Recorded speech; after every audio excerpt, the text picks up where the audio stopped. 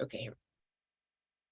All right, so competency 1 is foundations of science of teaching reading. Understand foundational concepts, principles, and best practices related to the science of teaching reading. So all this competency is about foundational concepts, what we learned from science, what principles came out of that, what best practices we now know as a result of the science of teaching reading. So, I would like to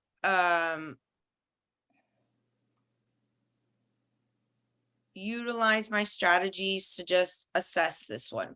I'm going to tap the strategies here. Annotation.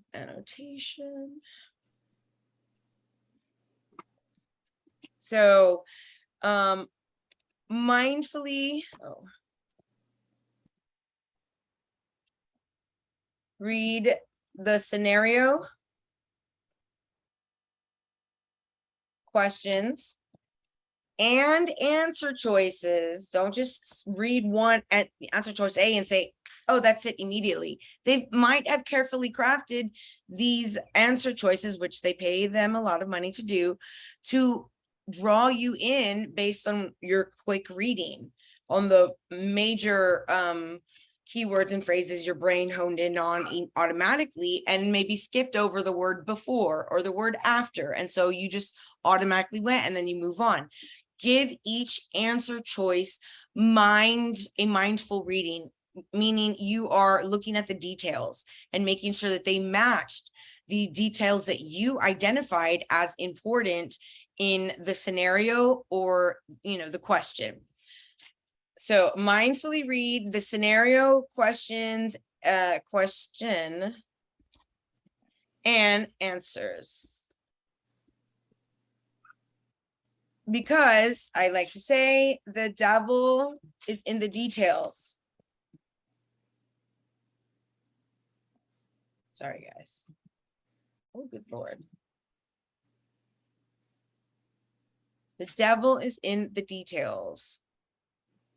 So pay attention to the details, right? If they say before, if they give you a time marker, they say, what would you do first? If they say, what would you do third? It's important. That temporal or place marker is important as far as when we should do particular things, especially, with the instructing students on how to learn to read. We can't jump in to teaching them, reading of words if they don't even know what the sounds and the letter sound correspondent. How can we jump to reading? It won't work. So one moment, please. I think my dog needs to go outside and then I'll be right back. Okay.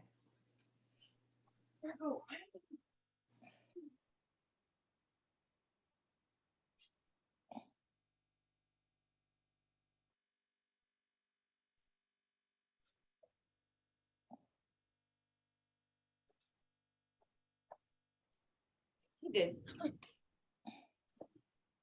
So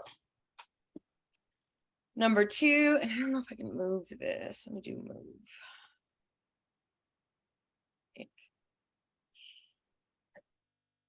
So next, number 2 is to do it here.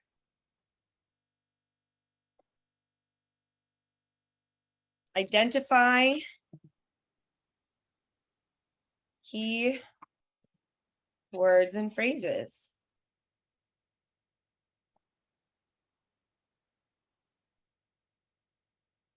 that are important, that you think are important to this question and its goal, the goal for the teacher. 3, try to, whenever possible, put the question in layman's basic terms. This exam is a critical reading exam. It means that particular word choice was chosen, right? The words are particularly said, they're particularly crafted in such a way. You must critically read them. Take the time to really understand what is the question asking. And if you put it in basic terms, you're more easily able to identify the goal for the teacher and the response and root out, sort of like the incorrect responses. So what is the question asking?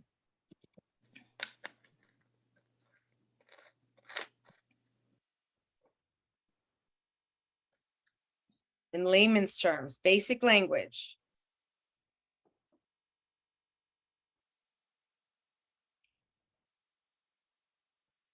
Before you choose your answer choice, make sure that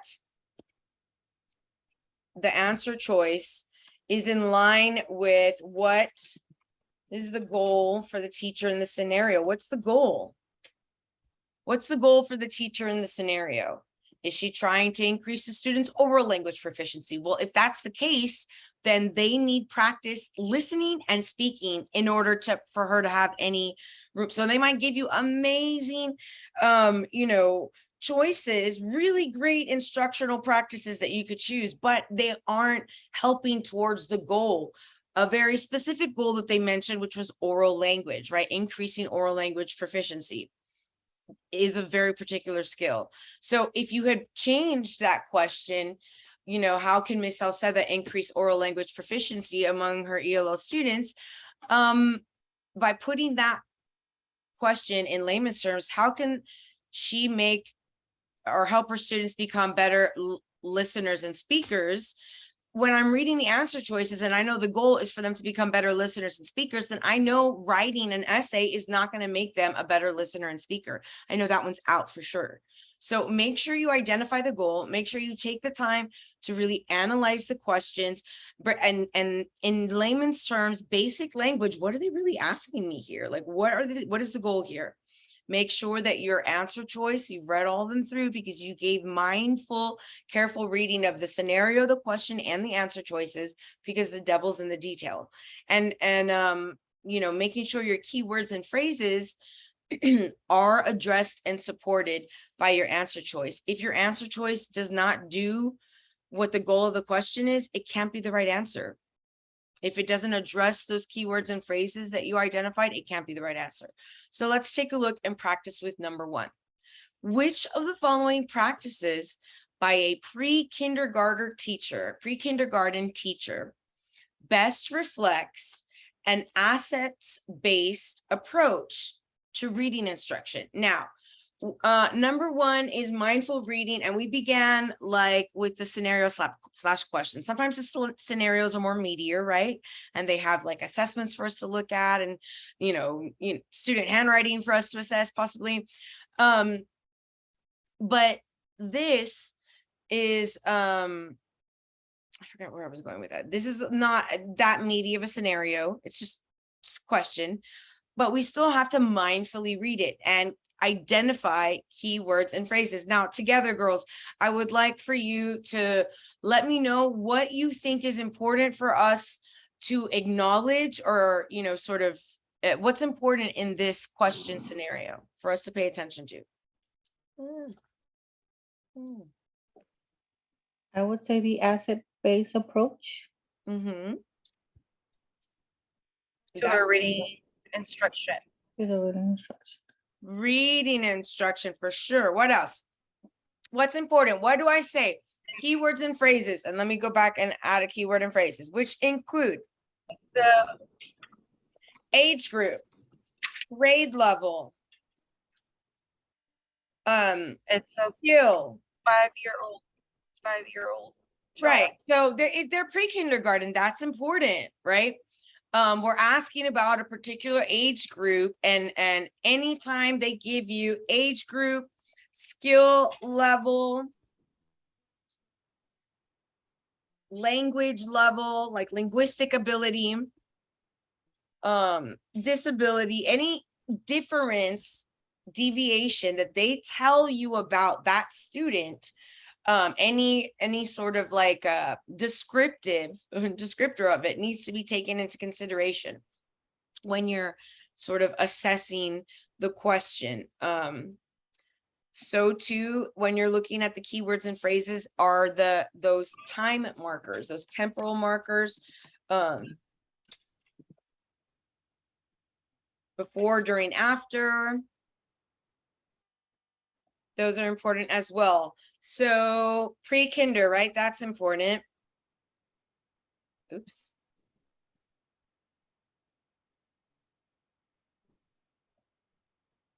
And we're looking for a practice, right? And that whenever they say best reflects, it means they might have given you, which is their, right, I suppose, more than one appropriate response. In layman's terms, that means more than one correct answer. One is better than the other answer choices based on the specific words and phrases they used in the scenario. So what we're looking for is reading instruction, and we're looking for asset-based approach. We're looking for a practice for pre-kindergartners. So we're doing something for 5-year-olds that would be a great example of assets-based assets. What does assets-based mean? That's important in our understanding of this question. To reading instruction. I'm gonna go get a napkin, but what I would like is for somebody to read for me A through D, and we're gonna go through each of them and give each of them careful deliberation before we eliminate.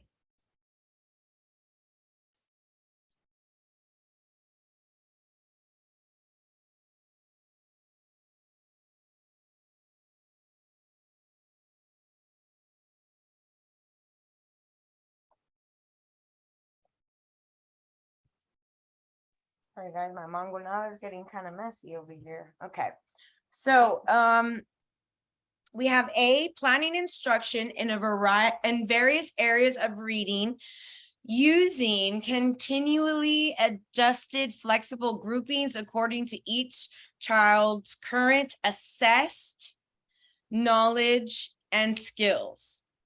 Allowing individual children to develop an interest in literacy at their own pace before introducing them to foundational reading concepts and skills. C, ensuring that each child in an emergent reading group has mastered the current reading concept or skill before moving the group on to the next lesson. D, building opportunities in which each lesson for children, building opportunities in each lesson for children to use multiple modalities to deepen their understanding of new reading concepts and skills.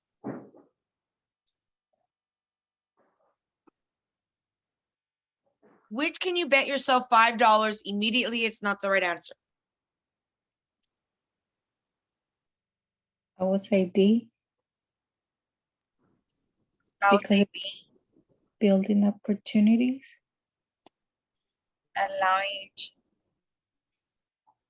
allowing individual children to develop an interest in literacy. Right, I would say the safest bet so far for us to eliminate is B. No, this is like important time, right? Foundational time for us as far as like getting them prepared to learn reading skills, right? So none of this at your own pace business. What else?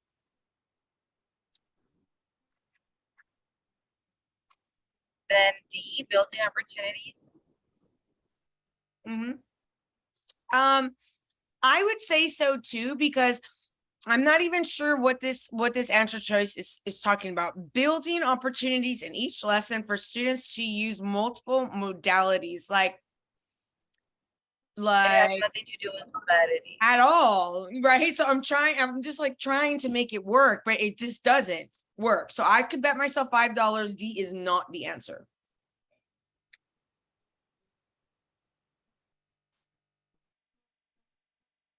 I'll say the answer is C. Okay, why C and not A? Because it says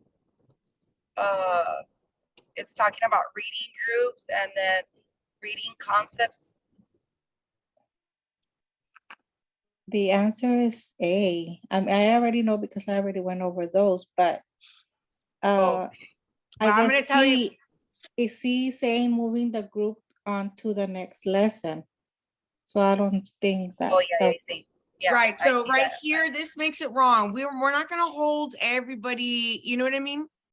Yes, I Back. see there. And I'll tell you why. A, you can see is the best answer because they use their own language in. So the best practice, we're going to use various planning instruction in various areas of reading using continually adjusted. You're using assessment of their knowledge of skills. So that's what assets based. You are moving them based on what their assets are, that what skills have they acquired and have at their disposal. So let's take a look at what the state says. Okay, let me show this in Finder really quickly. Oh, why did it do that? Okay, it saved it there. Sorry, guys. What the heck happened? Give it back. Oh my goodness. So silly. Okay. Annotate and clear this.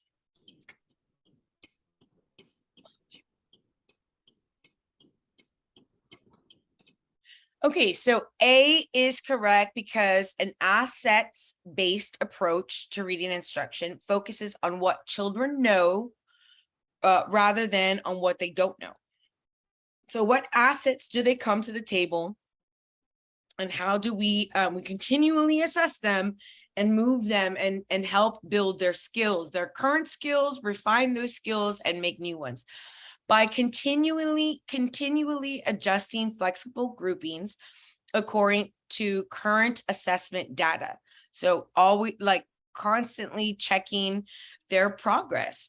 The teacher acknowledges each child's growth in various areas of reading.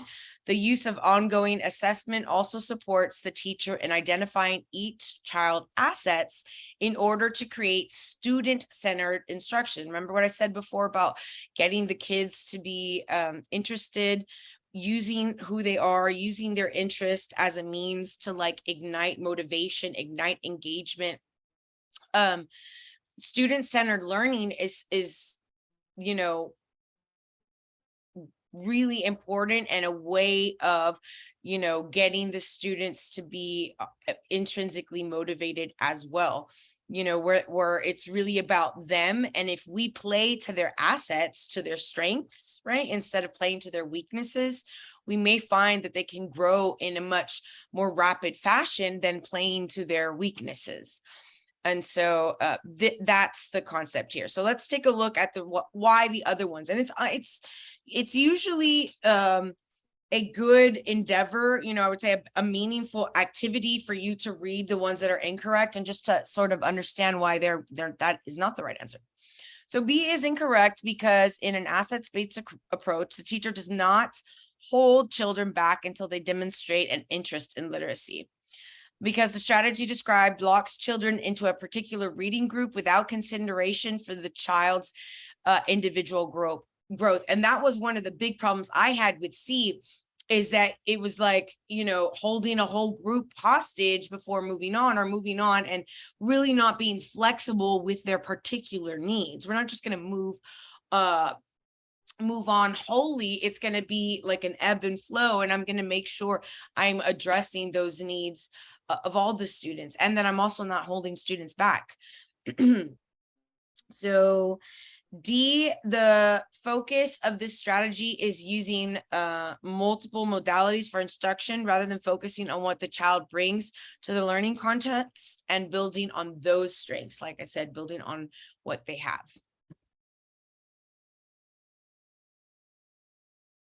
And so do you see how the word assets was here? And then you have assessed knowledge, but you can only find out what assets they have after assessing them.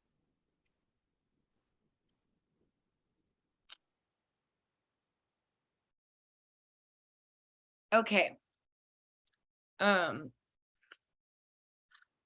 Let's do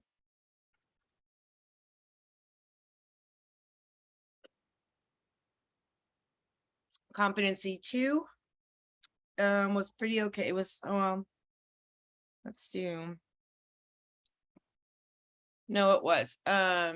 So a teacher, so this is reading assessments. Understand foundational concepts, principles, and practices for reading assessments. So all types of reading assessments. How we, assess fluency is a very particular type of way. We use all sorts of assessments, and here formative, diagnostic, summative, screening assessments are different types, and you should be familiar with these definitions, so much so that you could identify, what this third grade teacher is going to need.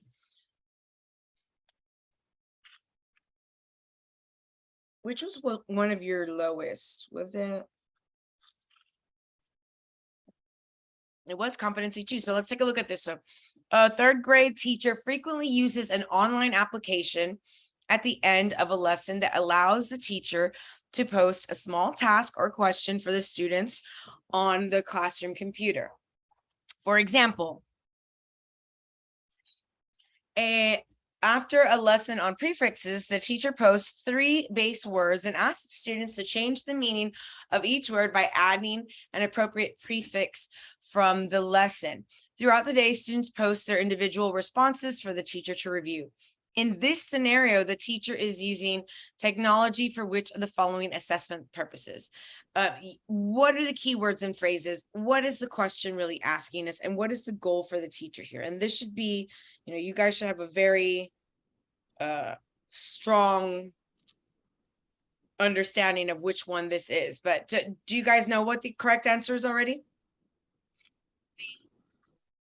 Which one? D? D? No.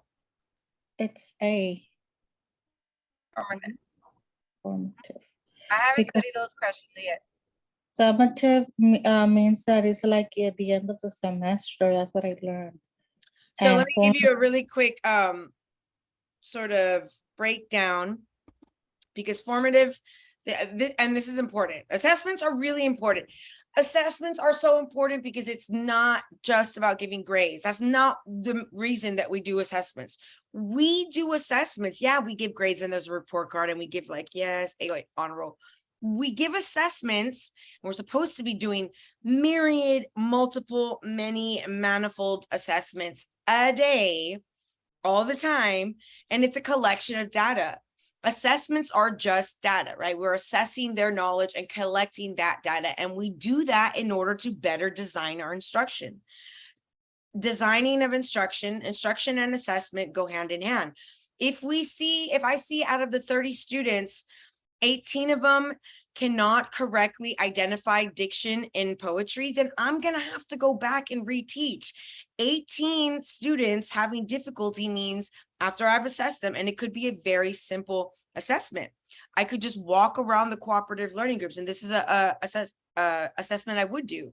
It wasn't even anything that I put down in the grade book, but it was important for me to check for understanding, to see if they were getting diction, if they were getting tone, if they were getting author's purpose and perspective.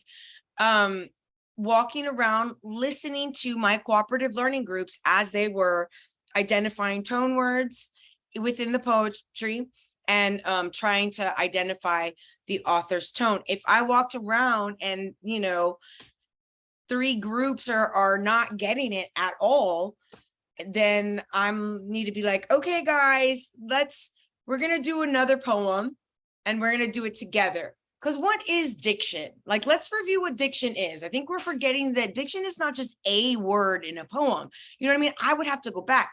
That is a formative assessment. Formative assessments form, oh my Lord. Gee, what was it? Form.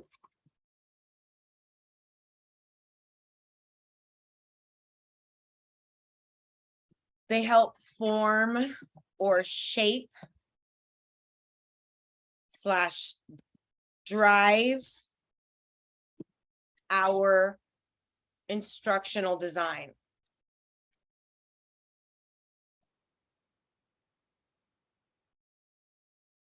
They take place before and during the learning unit, right?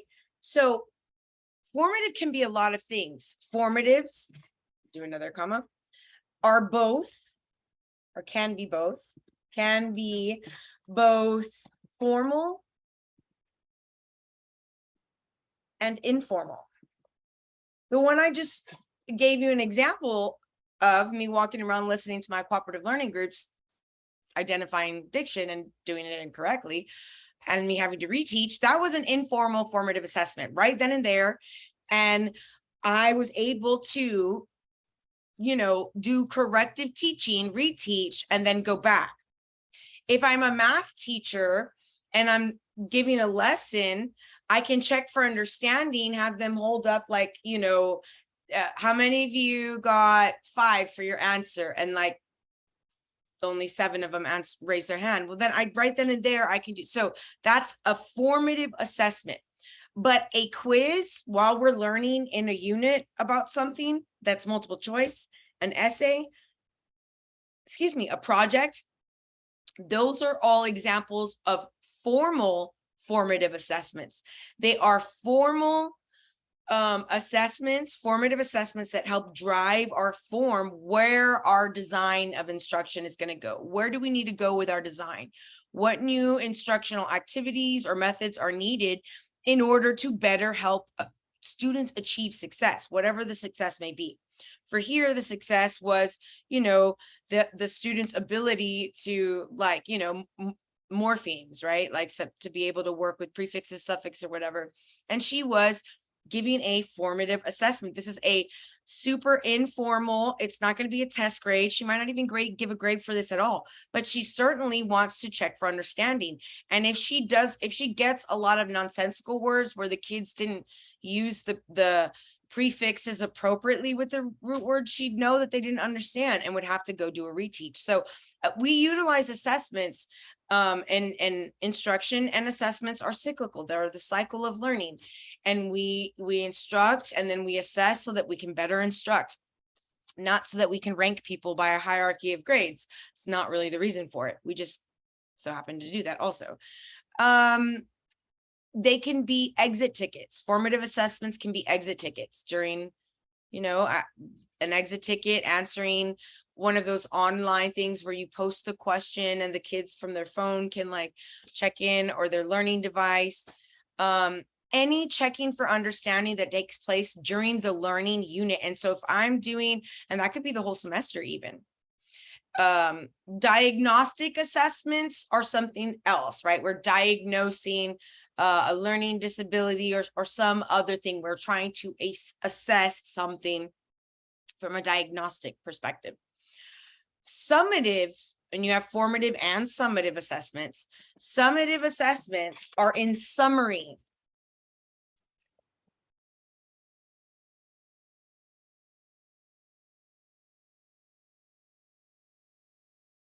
In summary,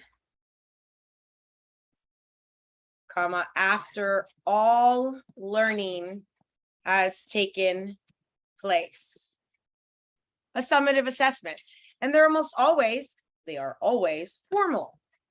So maybe a semester exam or end of the year exam, is going to be a summative assessment. Now, summative assessments can be formal, but they also can be alternative. Formal and alternative. They're all alternative assessments. For instance, you can give a formal summative assessment of a student's oral language proficiency. A summative assessment is like, how much did they grow after all learning has taken place, let's say in the 4th grade, right? We do these with the TELPAs, and we assess English language proficiency, and we do it in listening, we do it in speaking, we do it in reading, we do it in writing. And so that is a summative formal assessment, but it is alternative in that it's not a multiple choice exam. It's not just an essay, one essay. Even the written portion of it is not just one essay. It's a collection of essays that are looked at holistically and graded, not subjectively, but with a rubric. All alternative summative assessments need rubrics. So that would be like, for instance, you know, maybe one act theater or something like that. There's like a rubric, or something like in your orchestra class that the end of year exam is going to be how you play a piece, but it's going to be by a very specific rubric, that you have to achieve particular things in order to get a particular score. And also you can have alternative summative assessments in and alternative formal assessments in art class as well, you know, and alternative formal assessments in any other class, right? So you can have them do a group project, right?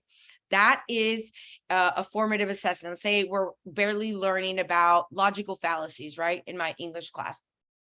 And so I've given different groups logical fallacies, and they have to do a project on it, and they're doing research, and there's particular things that they need to include in order to get maximum you know, score. And much of it has to do, most of it has to do with content, and then some of it has to do with presentation as well, and utilizing graphics, utilizing video, audio, and sort of manipulating those medias in order to illustrate the messaging, or you know, present a good piece for whatever logical fallacy they have.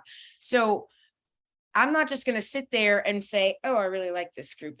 This group gets 100, or like that's nonsensical. First of all, the kids would not know how do they achieve what I want them to achieve if I have not first given them a rubric that specifies how they would achieve mastery, you know, and what's something that would not, you know, be acceptable as far as a grade is concerned, what that would look like. So give them their expectations, have it very laid out, but you can have alternative exams. And I'm not really sure what they mean by screening tests, but we'll take a look at it right now.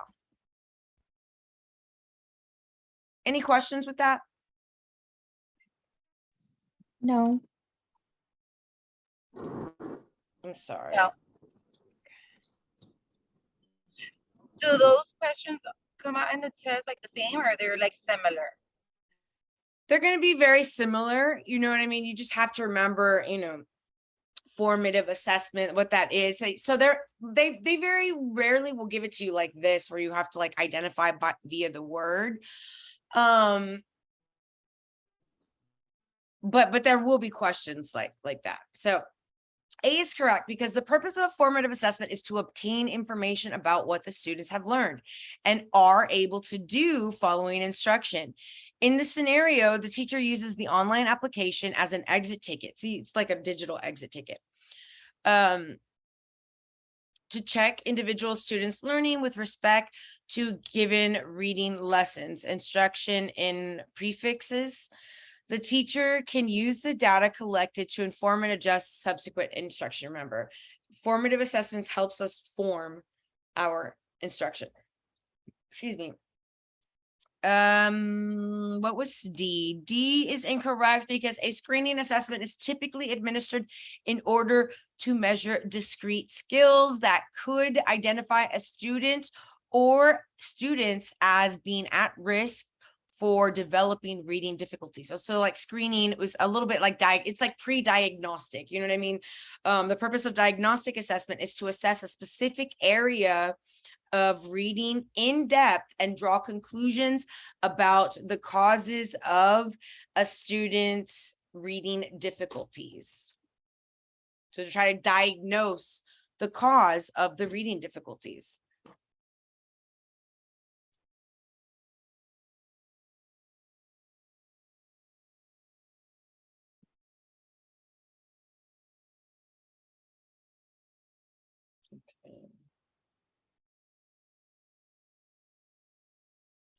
Okay, guys, well, I'm gonna have to let you go, but please go through the rest of these questions utilizing my strategies, you know, going through, identifying keywords and phrases, making sure that you can utilize this as a study guide. These words that are here, vocabulary knowledge, phonemic awareness, listening comprehension, which is one of our oral language proficiency skills, right? Our ability to listen and comprehend someone else.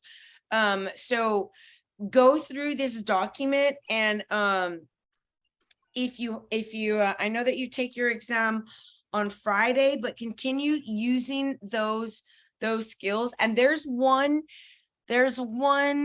video online, and it says like ELAR 4 through 8, but we actually cover STR skills. Like we go over phonemic awareness in detail, like phonemes, morphemes, graphemes, like all of that in very, very deep detail. It's like an hour long, and it has science of teaching and reading in the title.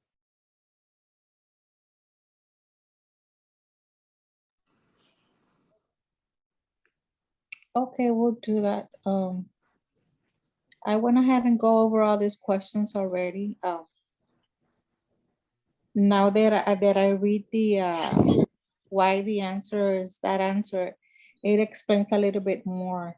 Mhm. Because on the second one, on the third one that I had also picked